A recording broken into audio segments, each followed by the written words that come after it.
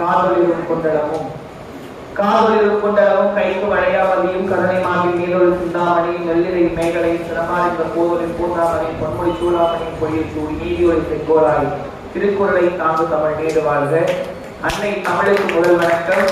எங்களையெல்லாம் அருமையாக ஒரு நட்பு என்ற பூந்தோட்டத்தில் இணைத்து எங்களை எல்லாம் நல்ல வழிபடுத்தி கொண்டிருக்கக்கூடிய எங்களது அன்பு தோழி என்று சொல்லலாம், அம்மா என்று சொல்லலாம். ஏன் அப்படின்னா பெண்கள் தின விழா அப்படின்னு ஒன்று போட்டிருக்காங்க.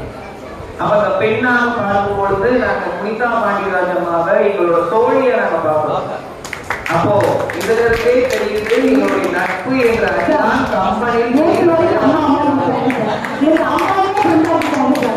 ஆமா எல்லா காலத்திலையும் பெண் என்பவள் எல்லா விதமாகவும் இருக்கிறார். அதனால நாங்க அவங்களை இந்த நேரத்துல தோழியா பார்ப்போம். எனக்கு கொடுக்கப்பட்டிருக்கக்கூடிய தலைப்பு கம்பனில் பெரிதும் விழுவது உறவா நட்பான்றத நான் நட்பை என்ற அணியில பேச வந்திருக்கிறேன். கிருஷ்ணகுமார் சொன்னாரு எல்லாருமே உறவினால் சேர்ந்த கூட்டம் அப்படின்னு. உறவு சேர்ந்த கூட்டம் என்பது ஒரு காலத்தில் உங்களை எல்லாத்தையும் காலமாறி விட்டோம். ஆனா நம்ம நட்பு என்ற கூட்டம் தான் எங்க இருந்தாலும் இப்போ ஒண்ணும்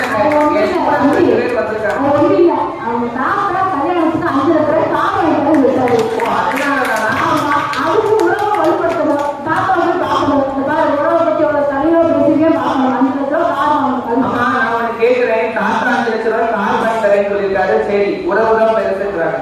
நான் கூட வீட்டுக்கு வரக்கூடிய வீட்டுக்காரமா ராயல் பைக் தான் எனக்கு வேணும் கேக்குது. இவர் கையில ஒரு பைசா இல்ல. சொந்தக்காரங்க போய் கேட்டா சொந்தக்காரங்க வேலையை பார்த்துட்டு போடா, கொண்டாட்டி கேட்கிறா, அவன் கேட்கிறா, இவன் கேட்கிறான்னு வாங்கி கொடுக்குது. இதே இது ஒரு நண்பன்கிட்ட போய் கேட்டோம்னா நிறுவனமாப்ல 4 பேர்த்த பேசி வாங்கி தரேன் அப்படின்னு சொல்லுவான். அந்த இடத்துல உறவு பெருசாங்க நட்பு பெருசாங்க.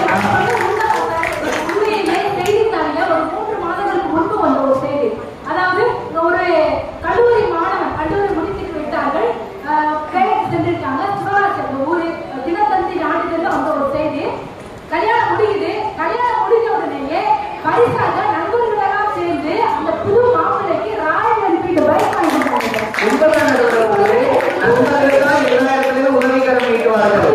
அந்த ஊரு சிவராஜ் சித்தப்பா ஊரு சார்.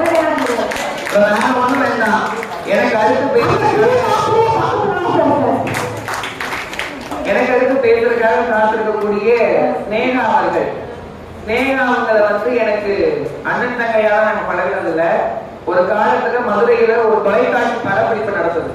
அந்த தொலைக்காட்சி படப்பிடிப்பு அந்த படப்பிடிப்பை நாங்க 2 பேரும் தோழன் தோழியாக போய் கலந்துக்கிட்டோம். அந்த நட்பு தான் இன்னைக்கு வரைக்கும் எங்களை ஒன்னா சேர்த்து வச்சிருக்குது. அண்ணன் தங்கையா பழகிருந்தோம் அப்படின்னா என்னைக்காவது ஒரு நாள் தான் போன பேசுவோம். ஃப்ரெண்ட்ஷிப்பா இருக்கிறதுனால மட்டும்தான் நாங்க அப்பப்ப நான் ஒரு நிகழ்ச்சி போனேன் அப்படின்னா ஃப்ரெண்டு போடுவாங்க வாழ்த்துக்கள், நான் அவங்க ஒரு நிகழ்ச்சியில பேசுறாங்க வாழ்த்துக்கள். அப்ப இந்த இருந்தான் சொந்தக்காரங்க போனா எனக்கு வேற வேற கருது இல்ல, எப்ப பாரு ஒரு மேடையில ஏறுமா உட்காருமா போடுமா அப்படின்னு இருக்கும். அது தற்போது பேசுறாங்க இருக்கும் சொந்தத்துல ஒரு நிகழ்ச்சிக்கு போனோம் அப்படின்னா இதெல்லாம் உங்களுக்கு தேவையா? வீட்டிலேயே பேசிட்டு இருக்காங்க, பட்டிமன்றத்துமே அவங்க பேசணுமா? வீட்டிலேயே டான்ஸ் ஆடுறாங்க, மேடோடு டான்ஸ் ஆடணுமா? வீட்டுக்கு ஆட்டமே தாங்க முடியல, ஊர்ல போய் ஆடணுமா? பல்வேறு பேச்சுக்கள் உணவுகளே இருக்கும். உண்மைதான் நகர்வர்களே. இதே மாதிரி நான் ஒரு மேடையில பேசுறதுக்காக போயிருந்தேன்.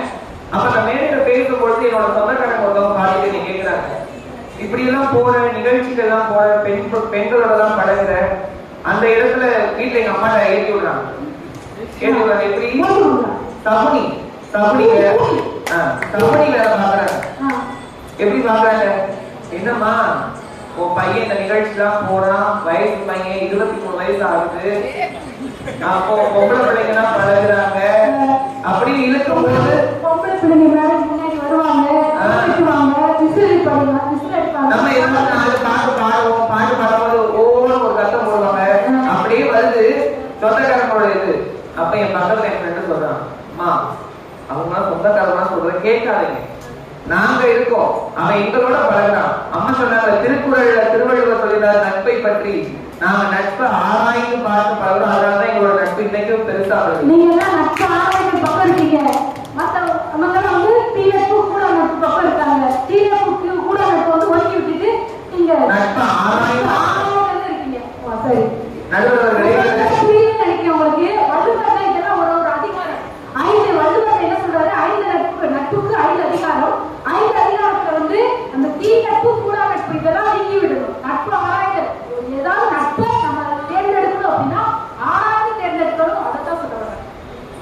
இதுல நட்பை பத்தி பேசும்போது எனக்கு முதல்ல நினைவுக்கு வருது யார் அப்படின்னா புகழும் ராமனும். புகழையும் ராமனை பத்தி எல்லாருமே பேசுறாங்க. ஐயா ராஜா ஐயா ஆரம்பிச்சாங்க ராமனை பத்தி, ராமன் புகழை பத்தி ஆரம்பிச்சாங்க. அடுத்து ஐயம்மா ராமன் சொன்னாங்க. இதெல்லாம் இருக்க போது புகழ் வந்து ராமனும் வேடுவர் குல தலைவனாக இருப்பவர் யாரு? புகழ். இந்த ரெண்டு பேரும் நீண்ட கால ஒரு நண்பர்களாக இருக்கிறார்கள். அந்த நண்பர்களாக இருந்த போது ராமன் என்ன செய்யறான்? காட்டுக்கு போறான். காட்டுக்கு போகும்போது காட்டுக்குள்ள எந்த ஒரு உணவு பொருள் கிடைக்காது. இப்போ ஒரு வேலைக்காக தான் காட்டுக்குள்ள நம்ம போறான். இதே போகும்போது சொந்தக்காரவட்ட போய் ஏதாவது உதவி கேட்டோம்னா ஒரு வேலை இல்லை, நீ எல்லாம் என்னத்தை குழைக்க போற அப்படின்னா. ஆனா புகழ் என்ன செஞ்சுட்டான் தெரியுமா? என்னுடைய நண்பன் காட்டுக்குள்ள போறானே அப்படின்ட்டு அவனோட பசியை முதல்ல ஆகுறான். என்ன கொடுக்குறான்? ராமன் வைணவ குலத்துல பிறந்தவர், புகழ் வேடுவர் குலம். அவர்களுடைய உணவு என்னது? காட்டுக்குள்ள தேனும் மீன் குழம்பு. இதுதான். அவன் அந்த தேனும் மீன் குழம்பு கொடுத்த உடனே என்னடா இது கூட கேட்கல. எப்படி கொடுக்குறா? தேனும் மீனும் நன்கு பிரித்து போயிடுது. அந்த மீனை வந்து நல்லா நீங்களாம் நிறைய பேர் வீட்டுக்காரர் வந்து வீட்டுக்காரமா மீன் வாங்கி போடுங்க, அப்படியே முழுசா வாங்கி போங்க. அது வெட்டி கலருக்க பாடு பயங்கரம். மீன் குழம்பு கெண்ட மீன் குழம்பா? கெண்ட மீன் குழம்புல நெய் ஊத்தி செஞ்சிருக்காரு. மீன் குழம்புனாலே அமிழ்தம். அதுல நெய் ஊத்தி மீன் குழம்பு ஊற்றி சாப்பிடும் போது அவ்வளவு அமிழ்தமா இருந்தான். அது ரொம்ப அழகா சொல்றாரு. என் நண்பன் எனக்கு வயிற்று பசி ஆக்கி கொடுத்திருக்கான். இதை விட இவருக்கு வேற என்ன நட்பு நடுவர்கள் வேணும்? அடுத்ததாக சுக்ரீவனுடைய நட்பை பத்தி பேசலாம். சுக்ரீவன் என்பவர் ஒரு டீலிங் பேசுறாரு. யார்கிட்ட டீலிங் பேசுறாரு அப்படின்னா வாலி கிட்ட டீலிங் பேசுறாரு. வாலிக்கும் சுக்ரீவனுக்கும் சண்டை வருது. அப்ப அந்த சண்டை வந்த பொழுது என்ன செய்யறாங்க அப்படின்னா அண்ணனை பார்த்துட்டு தம்பி அடிக்கிறான். அண்ணன் தம்பிக்கு ஒரு சண்டை நடக்குது. அப்ப அந்த சண்டை நடக்கும் போது அங்க என்ன தோற்று போகுது அப்படின்னா உறவு முறை தோற்று போயிடும். நீங்க எல்லாம் அண்ணன் தங்கச்சியை பழகிறது ஜீரோ, நாங்க நட்பா பழகிற பாருங்க. அதுதான் எங்களுக்கு எப்போதுமே ஒரு பெருமையான ஒன்றாக இருக்குது அப்படின்னா யார்கிட்ட போறோம் அப்படின்னா திருப்பி ராமன்கிட்ட போய் பழகிறோம். இது நட்புக்கு மட்டும்தான் தானா தேவைப்படுவதற்கு உலகத்துக்கு காசு கொடுத்தாதான் தேவைப்படக்கூடிய. அப்போ அந்த ராமன் என்ன செய்யறான்? மாநிலமாக நீ அடிக்கிற அப்படின்னு வில்ல எடுத்து அடிக்கக்கூடிய காட்சிகள் எல்லாம் நடக்குது. நம்முடைய சிறப்பு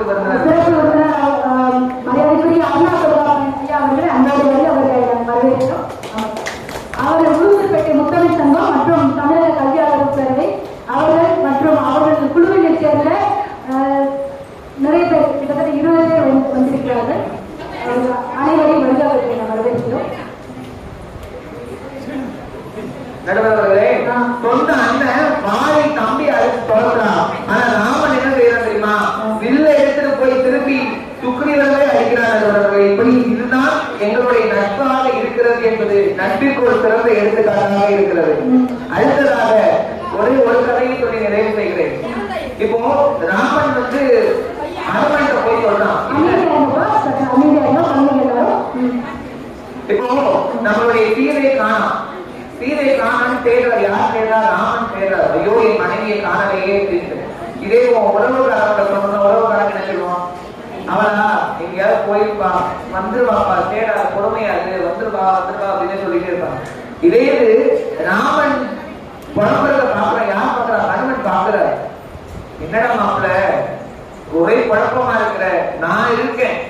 எப்படி நான் இருக்கேன் மாப்பிள்ள? கடலை கடந்து போய் உன் வீட்டுக்காரமா நான் தேடிட்டு வரேன் அப்படின்ட்டு அங்க போய் கடலை கடந்து பாக்குறாரு. கடலை கடந்து பார்த்த உடனே ஹனுமன் கூப்பிடுறாரு. எதுக்காக? அங்க ராமன் வெயிட் பண்றான், மாமா போகலாம் அப்படின்ட்டு. இதே வேற யாராவது இருந்தா சொல்லுவாங்களா? நட்புல எந்த ஒரு குடும்பத்தில் எந்த ஒரு இன்பம் துன்பம் எதுவாக இருந்தாலும் நட்பு தான் கை கொடுக்கக்கூடிய ஒன்றாக இருக்கிறது. நிறைவாக ஒன்னே ஒண்ணு சொல்றேன். உறவுன்னு சொல்லும்போது கைகையினுடைய உறவை பத்தி எனக்கு தெரிகிறது. அந்த உறவுல ஒரே ஒரு பாடல் ஒரு நினைவுக்கு வருகிற நடுவர்களை பெற்று எடுத்தவரா என்னையும் கற்று கொடுத்து விட்டா. இந்த பாடல் என்பது எதற்காக? உன் பெத்த பிள்ளையை என்ன பண்ணிட்ட? கற்றுக் கொடுத்த. ஆனா நட்பு என்பது அப்படி கிடையாது. ஊரா வீட்டு பிள்ளையை கூட தான் வீட்டு பிள்ளையாக பார்க்கக்கூடியதுதான் நட்பிற்கு எடுத்துக்காட்டாக இருக்கிறது. நிறைவான ஒன்றே ஒன்று மட்டும் சொல்லுகிறேன். உள்ள மட்டுமே உயிருக்கு என்பது ஒரு நல்ல ஒரு திரைப்பட பாடல். நம்மளுடைய மம்முட்டியும் ரஜினிகாந்த் அவர்கள் சேர்ந்து நடித்த பாடல். நல்ல பாடல். உள்ளம் மட்டும் தானே உயிருக்கு கூட தானே நன்மை கேட்டால் வாங்கி போட சொல்லுவேன். இந்த பாடல் எவ்வளவு அருமையாக எழுதப்பட்ட பாடல். அது கம்பன் காலத்தாக இருந்தாலும் சரி, தற்காலமாக இருந்தாலும் இருந்தாலும் சரி, எப்போதுமே கம்மனில் தெரிந்து விழக்கூடியது நட்பே நட்பே நட்பே என்று கூறி ஒரே ஒரு வரியை மட்டும் சொல்கிறேன். பரதனுடைய பாதுகையை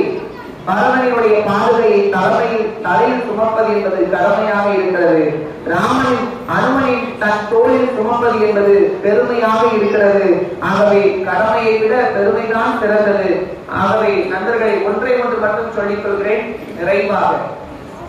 நாம் பிறக்கும் போது உறவு என்பது ஒரு லேபிளாக இருக்கிறது. பிறக்கும் போது உறவு என்பது ஒரு லேபிளாக இருக்கிறது. இவன் தான் உன் அம்மா, இவன் தான் உன் அப்பா, இவன் தான் உன் அண்ணன் என்று ஒட்டப்படக்கூடிய லேபிள். ஆனால் நட்பு என்பதுதான் ஒரு பிராண்டாக இருக்கிறது. இன்னைக்கு மன்னர் கல்லூரி என்றால் ஒரு பிராண்ட், கம்பன் கவி சக்கரவர்த்தி அறக்கட்டளை என்றால் ஒரு பிராண்ட். எத்தனையோ நண்பர்கள் இருக்கலாம், எத்தனையோ உறவுகள் இருக்கலாம். ஆனால் நட்பு தான் நமக்கு என்றென்றும் சிறந்ததாக இருக்கிறது. உறவுகள் அனைவரும் லேபிளாக இருக்கிறார்கள். நாங்கள் அனைவரும் பிராண்டாக நிறைவேற்ற இருக்கிறோம் என்று கூறி கம்பனின் பெரியும் விடக்கூடியது நட்பே நட்பே நட்பே என்று கூறி விடைபெறுகிறேன். நன்றி, வணக்கம். சிறப்பு, மிக சிறப்பாக நட்புக்கு அந்த அணியில மிக வலுவாக நட்புக்காக தூக்கி நிறுத்தி இருக்கிறார். நிறைய வினாக்களை கேட்டிருக்கிறார். எழுத்து கூற நேரம் இல்லை. அவருக்கு அனைத்து சார்பாக வாழ்த்துக்கள், பாராட்டுகள். தற்பொழுது இந்த பக்கம் அந்த அணியை நிறைவேற்றாளர் சினேகா அவர்கள் ஒரு கேள்வி கேட்டிருக்கிறாரு. அதாவது இதெல்லாம் உறவாக சேர்ந்த கூட்டம் இல்ல, கப்பல் சொல்வது நட்பாக சேர்ந்த கூட்டம் என்று அதை நீங்கள் உடைக்க வேண்டும். என் புன்னகையை கூட மொழிபெயர்க்க முடியாத அந்நிய தேசத்தில் எனக்கு நானே அகதியானேன். என் உணர்வுகளை சொல்ல முடியாமலும் உதற முடியாமலும் குரலற்று கிடந்தேன். என் காயங்களை வருடிச் சென்றது நீங்கள் என தமிழ் மொழியின் அமுதோசை. அன்னை தமிழுக்கு முதல் வணக்கம். நடுவரம் அவர்களே, மிக ஒரு அற்புதமான தலைப்பு. கம்பனில் பெரிதும் முடிவது நட்பா உறவா? உறவுதான் நடுவரம் அவர்களே அதிகம் இருக்கிறது. என்னுடைய கருத்துக்களை சொல்றதுக்கு முன்னாடி எதிர்த்து சார்ந்து 4 பேர் பேசிட்டு போயிருக்காங்க. அவங்க எல்லாருக்கும் பதில் சொல்லிட்டு என்னுடைய கருத்துக்களை போலாம் அப்படின்னு நினைக்கிறேன். சத்தீஸ்வரி அம்மா சொன்னாங்க, ஒரு பாட்டு பண்ண நடுவரம் அவர்களே, வீடு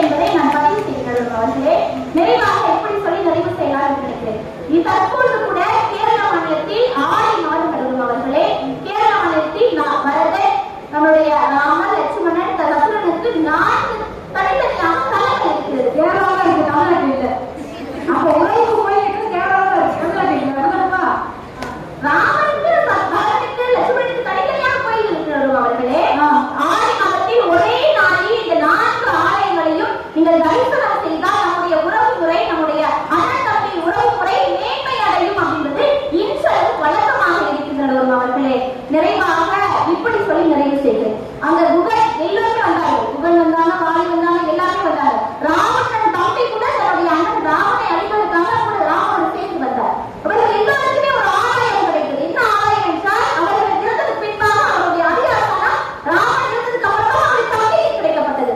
ராவணன் மூலியமாக இவர்கள் அத்துணை பேருக்கும் ஒரு ஆதாயம் இருக்கு.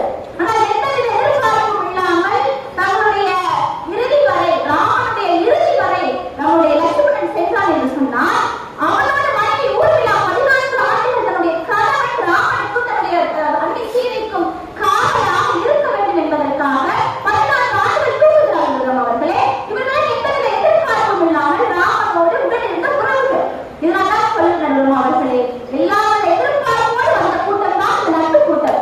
எந்தவித எதிர்பார்ப்பும் இல்லாமல் தன்னுடைய உறவுக்காக நின்ற அத்துணை ராம சொந்தங்களும் உறவு தான் இருக்கிறார்கள். நிறைவாக இப்படி சொல்லி நிறைவாக உறவு வந்து 3 நிறைவாக சொல்லியிருக்கிறது. அவர்களே, கம்பெனி அதிகம் முடிவது நட்பா உறவா என்று கேட்டால், நட்பை தாண்டி உறவு ஆழமாக முடிவது என்று சொல்லி நல்ல ஒரு தீர்ப்பை நீங்கள் வழங்குவீர்கள் என்று சொல்லி நல்ல ஒரு வாய்ப்புக்கு நன்றி விடைபெறுகிறேன். நன்றி அன்பு. பேசியிருக்கிற உறவுக்கு நிறைய ஒரு கருத்துக்களை சொல்லியிருக்கிறார். அதிலும் பழைய ஊர்மிளா அவங்களுடைய தியாகத்துக்கு இலையே இல்லை. அவங்க அந்த உறவுக்கு எந்தவித எதிர்பார்ப்பும் இல்லாம சென்ற ஒரு உறவு. நட்புகளா வந்து ஏதோ ஒரு ஆதாயம் கிடைச்சிச்சு சொல்லியிருக்காரு. அவருக்கு அண்ணன் சார்பாக வாழ்த்துக்களை பாராட்டுகள் தெரிவித்துக் கொண்டு நாம் ஒவ்வொரு வேலைகளும் சொல்வதுண்டு. ஒரு நிகழ்ச்சி சிறப்பாக நடைபெற வேண்டும் என்றால் ஏற்பட்டவர்கள் பெருசா அல்லது பேச்சாளர்கள் பெருசா என்று கேட்டால், நிச்சயமாக இந்த 2 பேர்களை தவிர்த்து ரசிகர்களாகிய பார்வையாளர்களே உங்களால் மட்டுமே ஒரு நிகழ்ச்சி சிறப்பாக ஆகும் இல்லையா? அப்ப இவ்வளவு ஒரு பேச்சு என்பது நன்கு வர வேண்டும் என்றால் உங்களுடைய கைத்தட்டு, உங்களுடைய பாவனைகள், உங்களுடைய ஊக்கம் கெமிஸ்ட்ரி என்று சொல்வார்கள். அது மிக சரியாக கொடுத்தால் மட்டுமே இங்கிருந்து வரும். மிக சரியாக அங்கே எந்த கூட்டமும் சரி, இந்த கூட்டமும் சரி, மிக சிறப்பாக ஆங்காய கைத்தட்டி, ஆங்காய பாட்டு பாடி, ஆங்காய அதையும் வந்து நல்லா ஊக்கப்படுத்திய பெருமை உங்க அத்தனை பேருமே இருக்கு. அதனால எங்களோட அனைத்து சார்பாக உங்க அத்தனை பேருமே வந்து நன்றியை சொல்லிட்டு, நான் உண்மையிலே சொன்னேன், இவங்க என்ன சொல்றாங்க அதை வந்து ஒரு முறை வந்து நம்ம பார்த்துடலாம். நம்ம கம்பராமாயணம் எல்லாருக்கும் தெரியும், எல்லாருமே படிச்சிருப்போம். நிறைய கதாபாத்திரங்கள் இருக்கு. அது வந்து நட்பு பத்தியும் பாத்திரங்கள் இருக்கு, உறவை பத்தியும் பாத்திரங்கள் இருக்கு. நட்பு தியாகம் செய்திருக்கிறது, உறவும் தியாகம் செய்திருக்கிறது. இதுல உங்க கேட்டார் இல்லையா, ஜெகதீஷ் கேட்டாரு, என்ன கேட்டாரு? உறவு உயிர் தியாகம் பண்ணிச்சு, உறவு உயிர் தியாகம் பண்ணிச்சு, நட்பு உயிர் தியாகம் பண்ணிச்சா? அதான் பதில் தெரியுமா இருக்கு? தெரிஞ்சா சொல்லலாம், சொல்லுங்க.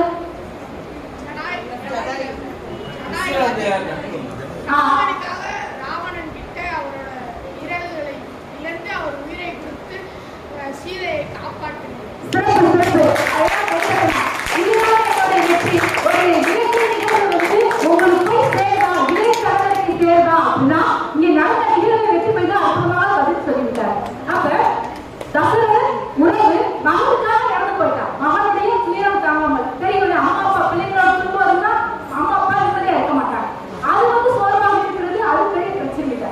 ஆனா நண்பரோட பிள்ளைகளுக்காக, நண்பர்களுடைய பிள்ளைகள் வெயில நடக்கக்கூடாது என்பதற்காக சீதை, ராம, கிருஷ்ணன் 3 பேர் வெயில நடந்து போறாங்க. கொல்லாம பின்னாடி நினைவாகவே பறந்து போயிருக்கார் ஜரை ஒண்ணு. அதுக்கப்புறம் துடிதுடித்து செத்திருக்கிறார் ஜரை. சாதாரண சாவு இல்லை. இப்ப சாதாரண இயற்கை மரணத்துக்கும் ஒரு வித விபத்துக்கும் வித்தியாசம் இல்லையா? ஒரு துடிதுடித்து செத்திருக்கிறாங்க ஜராயு. அப்ப இங்கே வந்து யாரு பெருசு? உறவை விட நட்பு ஒருபடி மேலாக இருக்குது ஒண்ணு ஜராயு. சரிங்களா? அடுத்து பாத்தீங்கன்னா பரவன் ஊர்மிளை. அதாவது பரவன் வந்து அவர் அந்த சகோதரத்துவம் என்பது வெளிப்படையாக இருக்க வேண்டும் என்பதற்கு உண்மையாக இருக்குது. அதே போல ராமனும் வெளிப்படையாக உண்மை தன்மையோடு இருக்க வேண்டும். அந்த 4 பேரும் உண்மை தன்மையோடு இருக்கிறார்கள். அது எந்தவித மாற்று கருத்தும் கிடையாது. நட்பிலையும் உண்மை தன்மை இருந்தது. நட்பில் கூட ஒரு தீ நட்பு இருந்தது. யார் தெரியுமா? கம்பராமாயணத்தில் ஒரு தீ நட்பு இருந்துச்சு. யாரு? சபா. அடுத்து வேற வேற அது உறவுல வரும். நட்புல சொல்றேன் முதல்ல. அதாவது இந்த ராமாயணம் சண்டையில முடியறதுக்கு காரணம் யாரு? நாட்டு விட்டு போறது காரணம் யாரு? கூனி. என்ன சொன்னாங்க? தோழிய கூலியும்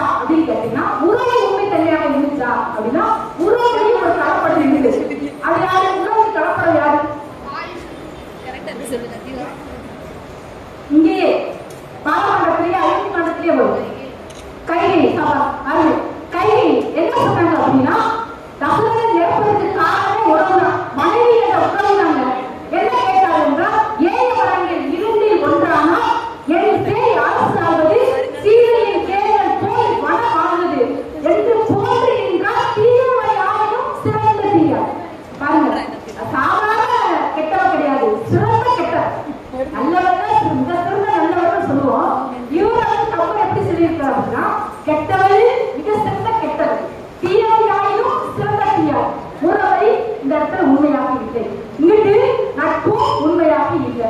சரி, நல்லவங்க யாரு அப்படின்னு பார்த்தா உறவுல நல்லவர்கள் நிறைய பேர் இருக்காங்க. ராமர் உறவு உண்மையான உறவுக்காக பல தியாகம் செய்தார். அவர் எதுக்காக தியாகம் செய்தார் அப்படின்னா, உண்மையாக நாட்டை இழந்து, தந்தையை இழந்து, அன்னையை இழந்து, அறத்தினை இழந்து, அருளினை இழந்து கடமைக்காக காட்டுக்கு போனார். அரசூல் உலகமெல்லாம் என் வரதனையால நீ போய் தாளில் சடலை தாங்கி தாங்க அருந்தவம் மேற்கொண்டு போய் கங்கான நன்னி புண்ணிய துறைகளாடி ஏன் தான் வாழ்ந்து ஏப்பிடன் அவசரம். அதன் அடிப்படையில நீ காட்டுப்போ. அப்ப வாக்குக்காக அவர் வந்து காட்டு போறார். இங்கே உறவு வந்து உண்மையாக இருக்கு. சரிங்களா? ஆனா நட்புக்கு என்னங்க? நட்பு அனுமதி பண்ணி பாருங்க. அனுமதிக்கு வந்து இவரு பட்டாபிஷேகத்துல எல்லாரும் ஒவ்வொரு பொருளை வந்து கொடுத்துட்டாரு. அவங்க சொன்ன மாதிரி நட்பு ஒன்று எதிர்பார்ப்போட வந்துச்சு. எல்லாரும் ஒரு தேசத்தை கொடுத்தார்கள். ஆனா ஒரு இடத்துல யுத்தம் நடக்கும் போது லட்சுமணன் செத்து போயிட்டார். ராமன் மயக்கம் அடைந்துட்டார்கள். எல்லாரும் தேசமே மயக்கிட்ட காரணமாக இருக்கு. அப்ப அவங்களுக்கு மட்டும் ராமன் என்ற ஒருத்தர் வந்து அறிவுரை சொல்றாரு, நம்ம எல்லாம் காப்பாற்றணும் அப்படின்னா நீ சூரிய மலையில போய் சஞ்சீவி கரணி அது பேரு அந்த மரத்தை கொண்டு வந்தீங்கன்னா அவங்க எல்லாம் படிக்க வச்சிடலாம். அந்த மரத்தை எடுப்பது என்று சாதாரண விஷயம் கிடையாது. இந்த அவர் ஐயா கேரளால வர்மா டாக்டர் ஆயுர்வேத மருத்துவம். இப்ப எங்க வீட்டுக்காருக்கு ஒரு பிரச்சனை, அந்த பிரச்சனை சொல்ல முடியாது. அவர் கேரளால போய் மலையில மருந்து வைக்கிறார். ஆயுர்வேதம் அந்த டானிக்கு 10,000 20,000 லட்சம் செலவு பண்ணி எங்க வீட்டுக்காருக்கு இந்த ஸ்பைனல் கார்டு பிரச்சனை தீரல. ஆனா அவர் கொடுத்த மருந்துல மிக அருமையா எந்த சைடு இல்லாம அந்த 3 மூலி மருந்துல மிக சிறப்பாக அந்த ஸ்பைனல் கார்டு சரியாயிடுச்சு. ஆனா இதே போல சஞ்சீவி கரணி அந்த மருந்து வந்து கொண்டு போறது யார் அப்படின்னா நம்ம அனுமன். எப்படி கொண்டு வராரு? மேருமலை, இமயமலை, கைலாயமலை, மட்டுமலை, இத்தனை மலையை தாண்டி சூரியமலை. அந்த சூரியன் என்ற மலையில தான் என்ன மருந்து இருக்கு அப்படின்னா சஞ்சீவி கரணி என்ற மருந்து. அந்த மருந்தை கொண்டு வந்து இங்கே மரணம் உட்பட ராமன் உட்பட எல்லாரும் காப்பாற்றுறாரு. ராமன் ஜெயிப்பதற்கு காரணம் இந்த இடத்துல இப்படி பார்க்கலாம். நியாயத்திற்கும் அநியாயத்திற்கும் பிரச்சனை, தர்மத்திற்கும் அதர்மத்திற்கும் பிரச்சனை. அந்த தர்மத்தை காப்பதற்கு வழி நின்றது யாருன்னு கேட்டா அனுமன் என்ற ஒரு நட்பு. அப்பதான் ராமன் என்ன சொல்றாருன்னா, தசரத மைந்தராக நாங்கள் வாழ்விட்டோம், அனுமன் என்ற நட்பின் மைந்தராக நாங்கள் இன்று அவதரிக்கிறோம் என்று சொல்கிறார். அப்ப இந்த இடத்துல நிறைய உறவுகள் நன்மை செய்திருந்தாலும் ஒரு படி மேலாக அனுமன் என்ற நட்பு இருந்த காரணத்தினால அனுமன் என்னையே தந்தேன் என்று ராமனே அனுமனுக்கு கொடுத்தாரு. அதை விட ஒவ்வொரு கோவில்களிலும் நட்பின் அடையாளமாக அனுமனுக்கு கோவில். அனுமனை நாமெல்லாம் மனம் கொண்டு இருக்கிறோம் என்றால் அது ராமன் கொடுத்த அடையாளம். அனுமனுக்கு நட்பின் காரணமாக நாமெல்லாம் அவரை வணங்குகிறோம் என்றால் இந்த கம்பராமாயணத்தில் உறவுகள் வந்து நிறைவுபட சொல்லியிருப்பார். ராமன் வந்து தன் தம்பியோடு தர்மத்தின் வழியில் அரசனாக இருந்து நிறைய பேர் சொல்வார்கள், தம்பியோட அரசாண்டாரு தர்மத்தின் வழி ஆட்சி நடத்தினார் உறவினெல்லாம் சொல்வாரு. இது என்னுடைய ஆய்வு நோக்கில என்னுடைய பார்வையில அவர்கள் ஆட்சி நடத்தலாம், தர்மத்தின் வழியில் தம்பியோட ஆட்சி நடத்தலாம். அதுக்கு பின்பற்றில் இருப்பவர்கள் நட்பு என்ற ஒரு காரணத்தினால்தான் அனுமன் என்ற பராமரத்தை முன்வைத்து இந்த ஒரு வெளியின் தீர்ப்பை எதிர்காலம் கொடுக்கின்றேன். இங்கே மிக சிறப்பாக ஊக்கமும் ஆக்கமாக இருக்கின்ற அத்தனை பேருக்கு வாழ்த்துக்கள், நன்றிகள், பாராட்டுகள். வாழ்க செந்தமிழ், வாழ்க நற்றமிழர், வாழ்க வாகனம் திருநாடு. அடுத்த நிகழ்வாக இதே துவங்க இருக்கிறது. நன்றி, வணக்கம்.